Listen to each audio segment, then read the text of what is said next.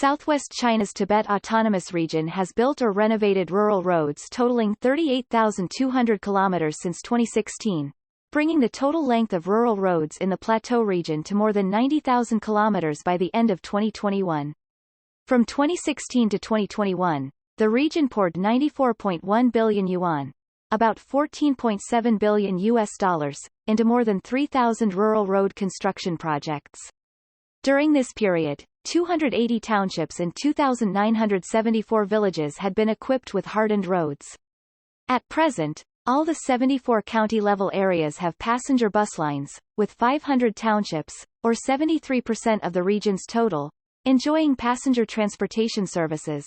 More than 27,000 farmers and herders have been employed as rural road maintenance workers, with some 97 million yuan granted as subsidies for them. The region has seen accelerated development in rural road construction and transportation in farming and pastoral areas over the past years.